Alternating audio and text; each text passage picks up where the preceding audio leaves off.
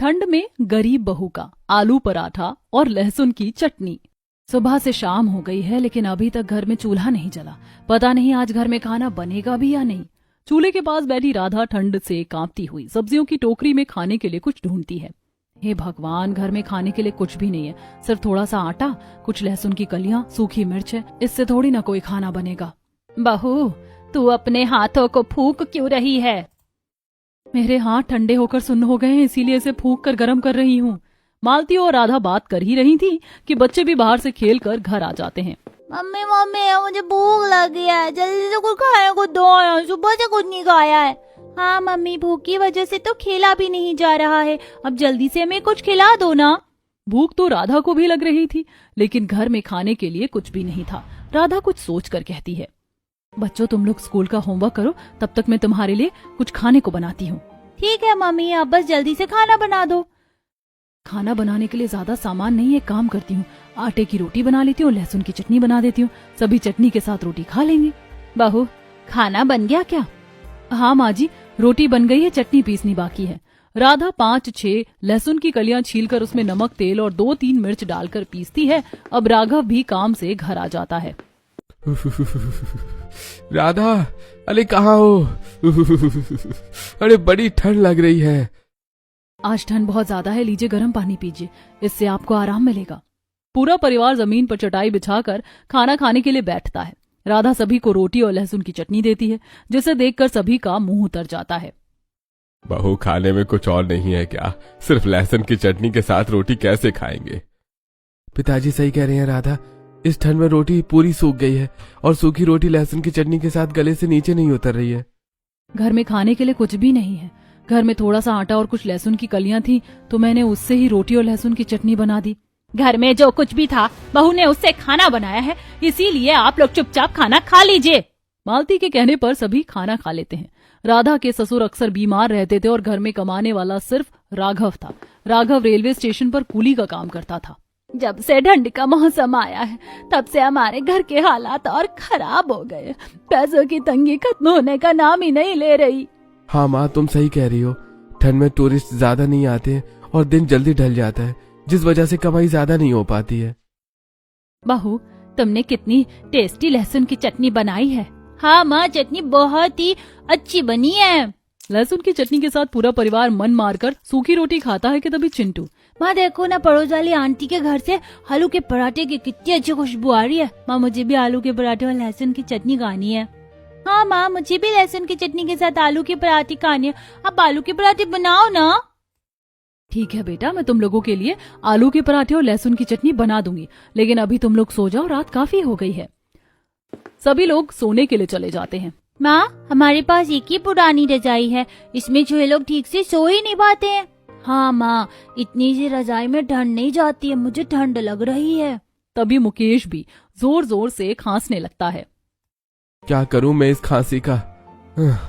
ठंड इतनी ज्यादा है कि पिताजी की खांसी ठीक होने का नाम ही नहीं ले रही है। आप परेशान मत होइए, मैं जल्दी से माँ पिताजी के लिए पानी गर्म करके लाती हूँ, इससे उन्हें आराम मिलेगा। पिताजी को कई दिनों से बहुत ज्यादा खांसी हो रही है और मेरे पास इतने पैसे नहीं है कि खांसी का सिरप खरीद सकूं। राधा इतनी ठंड में आधी रात में उठकर कांपते हुए चूल्हा जलाती है और उसमें पानी गर्म करके मुकेश को पानी पीने के लिए देती है। लीजिए पिताजी, गर्म पानी पी लीजिए, इससे आपको आराम मिलेगा।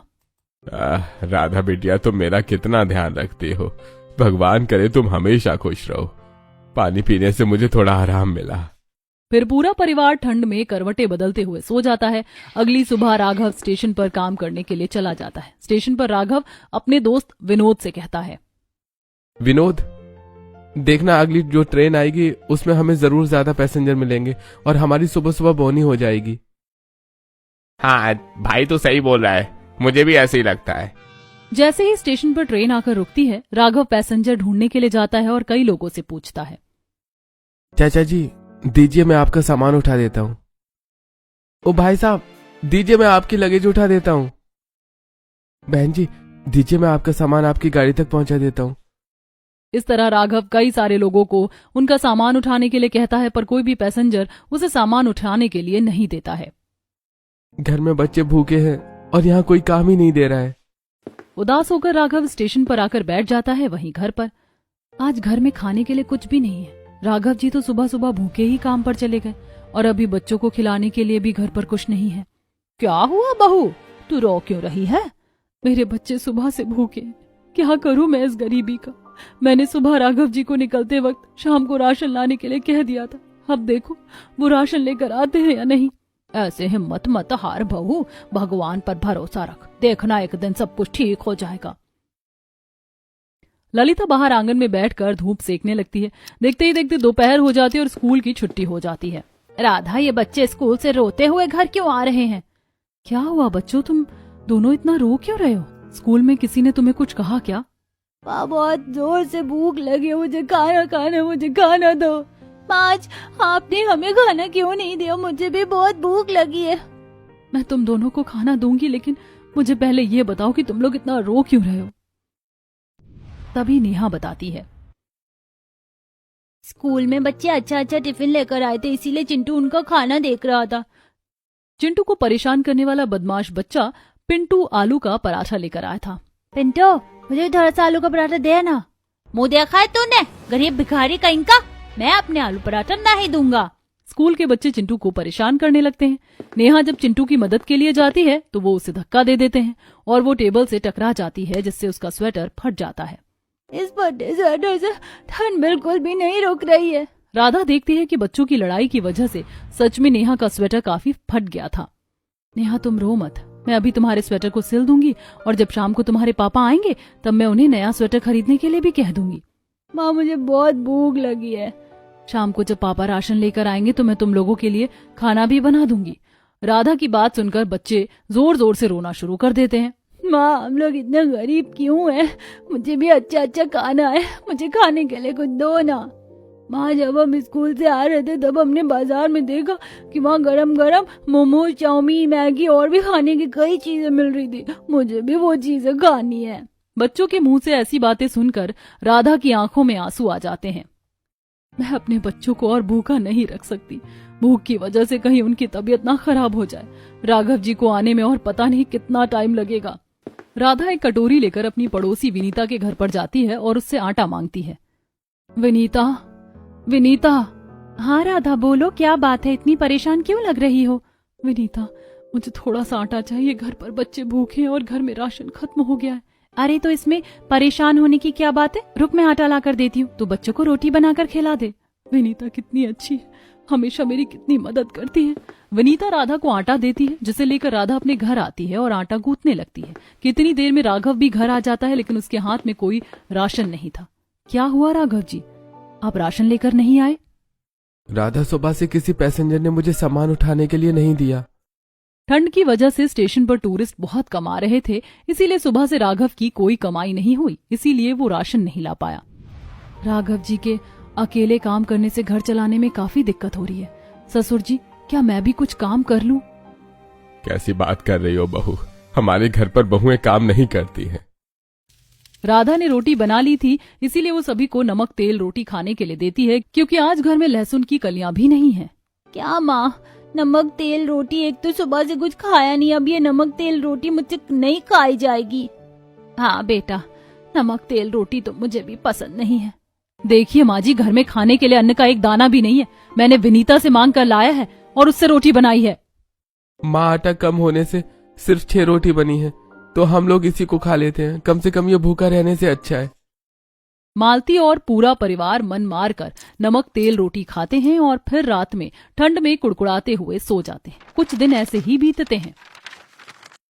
पता नहीं और कितने दिन हम लोगों को भूखा सोना पड़ेगा। मेरे फूल से बच्चे भूख से मुरझा गए हैं।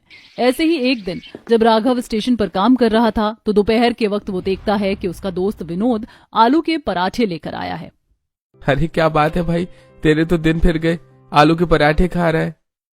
विनोद भी राघव की तरह बहुत गरीब था और उसे भी गरीबी की मार झेलनी पड़ती थी, लेकिन आज वो आलू के पराठे लाया था, इसीलिए राघव हैरान था। नहीं यार, ऐसी बात नहीं है, बात कुछ और है। वो मैं तुझे बाद में बताता हूँ लेकिन पहले तो ये आलू के पराठे खा। थैंक यू यार, लेकिन मुझे अभी भूख नहीं है। मैं ये पराठे बाद में खा लूंगा, लेकिन ये सब कैसे हुआ, तू मुझे वो बता। राघव को पता था कि उसके बच्चे काफी दिनों से आलू का पराठा खाना चाहते थे, इसीलिए वो आलू का पराठा खुद नहीं खाता है बल्कि अपने बच्चों को खिलाने के लिए रख लेता है। यार, मुझे एक जगह के बारे में पता चला है जहाँ बहुत ही सस्ते दामों पर आलू प्याज लहसुन मिलता है। क्या बात कर रहा है, सच में? हाँ यार, हमारे स्टेशन के आगे जो बेलापुर स्टेशन है ना, उस स्टेशन पे एक आदमी ताजी सब्जियों को काफी सस्ते में बेचता है। मैं वहीं से सब्जियां खरीद कर घर लेकर गया तो तेरी भाभी ने आलू का पराठा बनाया। अरे वाह, ये तो बहुत अच्छी बात बताई तूने भाई। कल से मैं भी इस आदमी के पास से सब्जियां खरीदूंगा। शाम होने पर आज राघव खुशी खुशी अपने घर जाता है और घर जाकर सभी को आलू का पराठा देता है। क्या पापा, सिर्फ एक आलू का पराठा हम सब कैसे खाएंगे? चिंटू, हम लोग एक एक निवाला खा लेंगे, कम से कम हमें आलू का पराठा टेस्ट करने को तो मिलेगा। बच्चों, राधा, कल से हमें आलू के पराठे का एक निवाला नहीं खाना पड़ेगा, बल्कि कल आप जितना चाहें उतना आलू पराठा खा सकते हैं।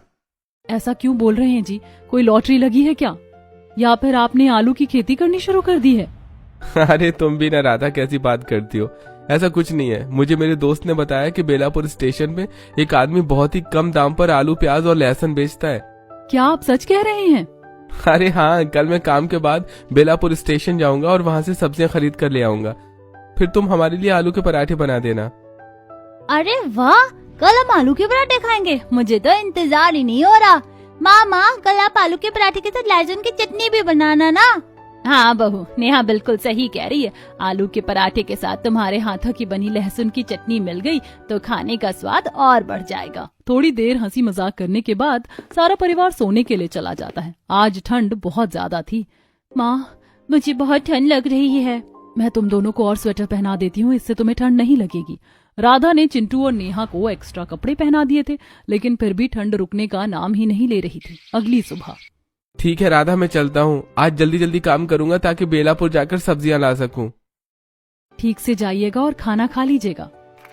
आज मैं इतना खुश हूँ कि साइकिल चलाने में बिल्कुल भी ठंड नहीं लग रही। थोड़ी ही देर में राघव स्टेशन पर पहुंच जाता है। जैसे ही वो स्टेशन पहुंचता है तो देखता है कि एक ट्रेन आकर रुकी है। वो जल्दी से साइकिल को साइड में रखकर पैसेंजर पकड़ने के लिए भागता है। अरे भाई साहब, दीजिए, मैं आपका सामान उठा लेता हूँ। माजी, दीजिए, मैं आपका सामान उठा लेता हूँ। इस तरह राघव 2-3 पैसेंजर से उनका सामान उठाने के लिए पूछता है। आज ट्रेन से उतरते हुए एक बूढ़े दंपत्ति राघव को अपने पास बुलाते हैं और उससे अपना सामान उठवाते हैं। आज बहुत ही अच्छा दिन है, सुबह सुबह कमाई हो गई। क्या बात है यार, आज तो तेरी सुबह सुबह बोनी हो गई। मैं भी अब थोड़ा मन लगाकर काम करूंगा, शायद मेरी भी कमाई हो जाए। अरे हाँ यार, तू थोड़ा जोर से आवाज देना, मुझे यकीन है तुझे भी पैसेंजर मिल जाएंगे। आज राघव की अच्छी कमाई हो गई थी तो वो शाम को ट्रेन पकड़कर बेलापुर स्टेशन चला जाता है। क्या है वो सब्जी वाला? विनोद ने कहा था वो एक कोने में सब्जियां बेचता है। तभी आवाज आती है, 10 रुपए किलो आलू, 12 रुपए किलो प्याज और 15 रुपए करके लहसुन। आओ आओ, लेकर जाओ। भैया, आप मुझे 3 किलो आलू, 3 किलो प्याज और 2 किलो लहसुन दे दो। अरे ये लीजिए भैया, आपका आलू प्याज लहसुन, आपके 96 रुपए हुए हैं। राघव सब्जियां खरीद लेता है और वापस से ट्रेन पकड़कर अपने स्टेशन सीतापुर आ जाता है। वो साइकिल पर सब्जियों को टांगता है और फिर साइकिल चलाकर घर चला जाता है। घर पहुंचने से पहले किराने की दुकान में जाकर आटा खरीद लेता हूँ। आज जैसे ही राघव घर पहुंचता है तो सभी उसे देखकर बहुत खुश हो जाते हैं, क्योंकि उसके हाथ में काफी सारा राशन और सब्जियां थी और कई दिनों बाद उन्हें अच्छा खाना मिलने वाला था। मम्मी मम्मी, पापा सब्जियां लेकर आ गए, आप जल्दी से हमारे लिए आलू के पराठे और लहसुन की चटनी बनाओ। राधा राघव के हाथ से सब्जियों और राशन का थैला लेती है और रसोई में आकर खाना बनाना शुरू करती है। बाप रे, पानी कितना ठंडा है, मुझसे तो आलू धो ही नहीं जा रहे हैं। एक काम करती हूँ, जल्दी से आलू धोकर उबलने के लिए डाल देती हूँ। राधा एक तरफ चूल्हे पर आलू उबालती है और दूसरी तरफ सिलबट्टे पर लहसुन छीलकर उसकी कलियां, लाल मिर्च, नमक, तेल डालकर उसे अच्छे से पीसती है। राधा बहू, खाना कब तक तैयार हो जाएगा? आज तो बड़ी जोरों की भूख लगी है।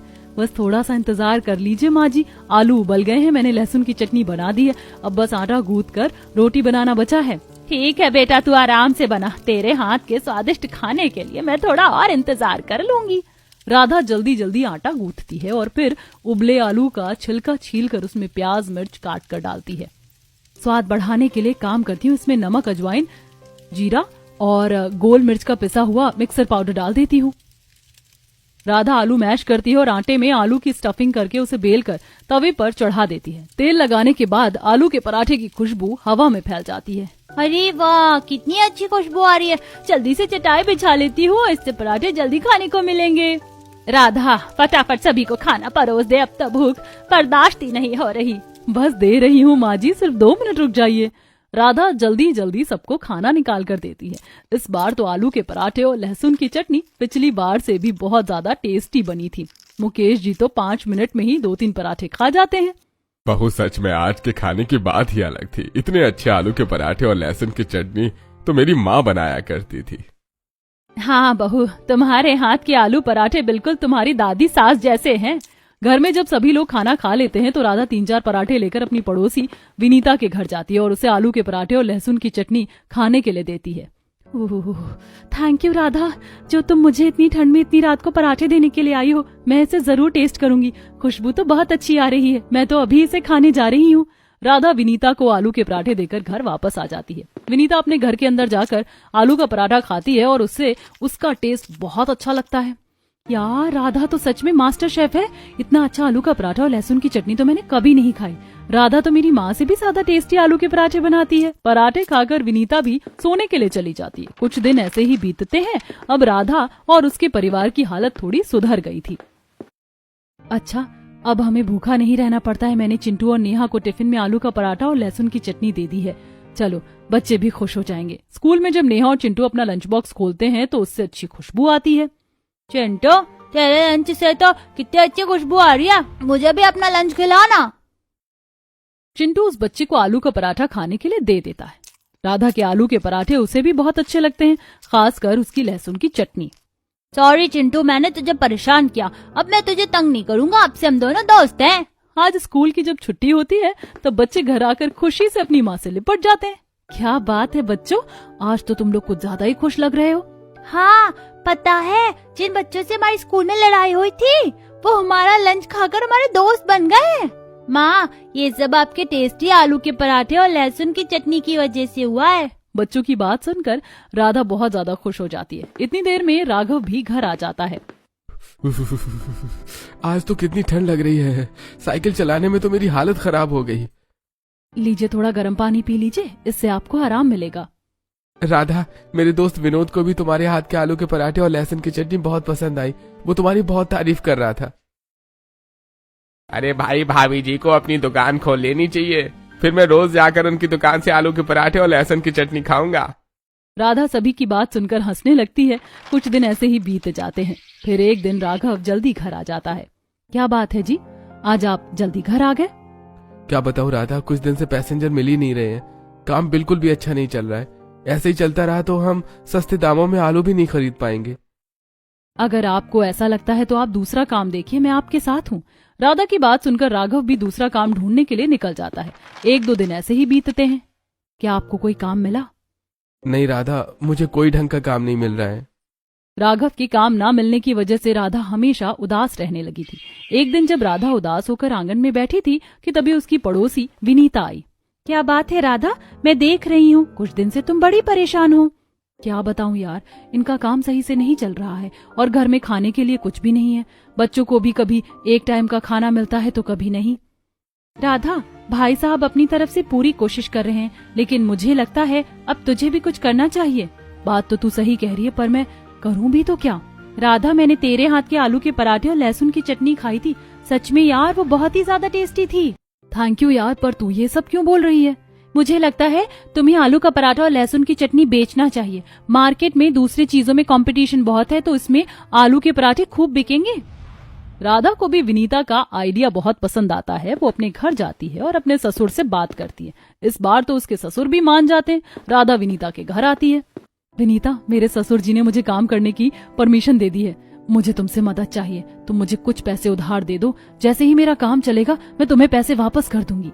अरे, ये तो बहुत अच्छी बात है, मैं तेरी मदद जरूर करूंगी। और राधा, मेरे घर के पीछे मेरे ससुर जी का एक पुराना ठेला पड़ा हुआ है, तू उसे लेकर चली जा। इस पर आलू के पराठे और लहसुन की चटनी बनाकर बेचना। राधा पैसे और ठेला लेकर घर आ जाती है। वो राघव को सब्जियां लाने के लिए बेलापुर भेज देती है और खुद ठेले को झाड़ू से साफ करने लगती है। आलू पराठा और लहसुन की चटनी का बोर्ड ठेले में कितना अच्छा लग रहा है ना। इतनी देर में राघव भी सब्जियां लेकर घर आ जाता है। मैंने गर्म पानी कर दिया है, आप जाकर पी लीजिए। राधा सब्जियां लेकर रसोई में आ जाती है कि तभी, राधा, तुम हम सभी के लिए इतनी मेहनत कर रही हो, हम भी तुम्हारी मदद करेंगे। बताओ हमें क्या करना है। राधा के परिवार वाले आलू के पराठे और लहसुन की चटनी बनाने में आज उसकी मदद कर रहे थे। राधा सिलबट्टे पर लहसुन की चटनी बनाने का सारा सामान डाल देती है और मालती चटनी पीसती है। हाँ, मैं आटा गूंथ लेता हूँ, तब तक राधा तुम आलू उबाल लो।